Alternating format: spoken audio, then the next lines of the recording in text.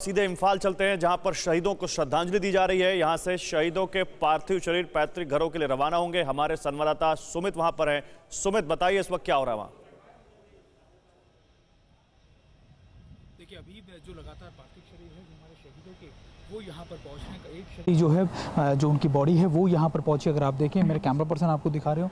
और ख़ास बात ये है कि आप मोटे तौर पर अगर आप देखें तो अभी लगातार यहाँ पर जो रीटलिंग है उसको यहाँ पर अंजाम दिया जा रहा है। मोटे तौर पर अभी गौरव देखें तो अभी लगातार उनको सैल्यूट दिया जा रहा है। और ये आखिरी सैल्यूट है जो रेजिमेंट कि जो उनके जवान हैं, जो उनके साथ में जो काम करते थे, वो लगातार यहाँ पर पहुँचा रहे हैं। तस्वीरें मैं आप तक सीधे पहुँचा रहा हूँ। और ये आप देखिए, सिर्फ तस्वीरें देखिए और सबके अंदर एक कह सकते हैं कि आप एक गुस्सा है, एक तरीके का एक अपने किसी करीबी को खोने का दर्द भी है। तो गुस्सा और दर्द दोनों आपको इनकी आंखों में झलकेगा। और अभी मोटे तो अभी आप देखें तो अभी लगातार यहाँ पर जो दूसरे जो बॉडीज़ हैं या फिर जो उनके जो पार्थिव शरीर है वो यहाँ पर अभी आ रही हैं। थोड़ी देर में कहा जा रहा है कि जो करीबन 2:30 बजे करीब है वो सभी पार्थिव शरीर जो है वो यहाँ पर पहुँच जाएंगे। ये तस्वीरें हम आप तक दिखा रहे हैं इम्फाल से।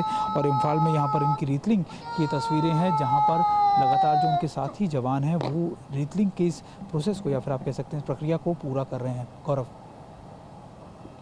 लम्हा जो आप बता रहे हैं सुमित, वाकई हमारे देश के जवान अपने प्राणों को न्यौछावर कर देते हैं देश की रक्षा के लिए। और वही एक लम्हा जब उनके साथी इस वक्त उनको आखिरी विदाई देते हुए। सुमित, बताइए इस समय जो वहाँ पर जो जिस तरह से उनको अंतिम विदाई दी जा रही है उनके बारे में भी बताइए। कौन कौन से अधिकारी मौजूद हैं वो बताइए।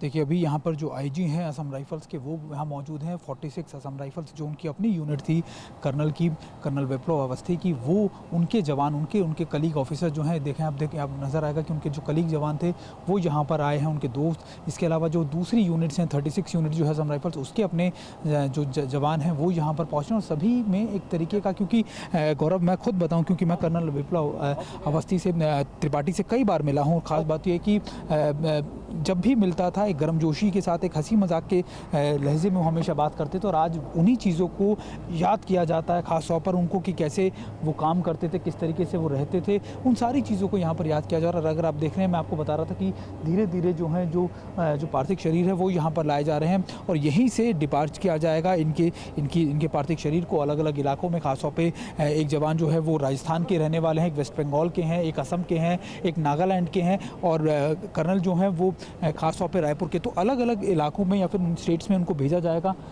अब एक और जो पार्थिव शरीर है वो भी दोबारा से पहुंचा। और ये इसलिए इम्पॉर्टेंट है क्योंकि एक एक करके शरीर को हेलीकॉप्टर की मदद से इनकी स्टेट्स में भेजा जाएगा। और अगर आप देखें तो यहाँ पर उनको रीटलिंग करने के बाद जो राइफलमैन है उनको कोन्याक को, राइफलमैन की जो पार्थिव शरीर है, अब यहाँ पर रीटलिंग करने के बाद उनको यहाँ से ले जाया जाएगा। उनके जो साथी हैं, उनकी जो यूनिट के जो लोग हैं, 46 असम राइफल्स के लोग जो हैं वो उनको यहाँ से ले जाएंगे। और अब उनकी बॉडी को भेजा जाएगा उनके घर वालों के लिए। और माना यह जा रहा है कि कल इनके अंतिम संस्कार को पूरा किया जाएगा। आज देर शाम तक इनके घर तक, इनके परिवार तक ये जो इनका पार्थिव शरीर है वो पहुंचेगा। अब महत्वपूर्ण यही था गौरव, मैं आपको बता रहा था कि दर्द और गुस्सा दोनों नज़रों में नज़र आता है हमारे जो सैनिक है।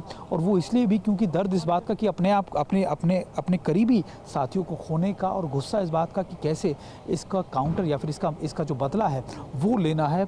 ये एक आप कह सकते हैं कि एक जवान की ज़िंदगी के दोनों पहलू होते हैं, कि गर्मजोशी भी और आप कह सकते हैं कि दर्द भी। ये इनकी ज़िंदगी का पहलू या फिर ज़िंदगी का हिस्सा होता है। और यही हमको यहाँ पर देखने को मिला। जब भी जिस जवान से हमने बात की, जिस ऑफिसर से हमने बात की, वो सबका यही कहना था कि बहुत एक दर्द है इस बात का कि ना सिर्फ जवानों को टारगेट किया गया बल्कि परिवार को जो उनके साथ मौजूद था उसको भी टारगेट किया गया। कर्नल विप्लव हमेशा ऐसे ऑपरेशंस पर अकेले जाते थे। इस बार जब वो जा रहे थे तो उनके साथ फैमिली थी। जिन जवानों से आपकी बात हुई उन्होंने कुछ इस बारे में बताया कि 3 गाड़ियां एक साथ निकली। ऐसा लगता है कि आतंकवादियों को, उन उग्रवादियों को वो सारी शेड्यूल पता थी, वो सारी इंफॉर्मेशन थी। क्या कहना है उनका इस बारे में?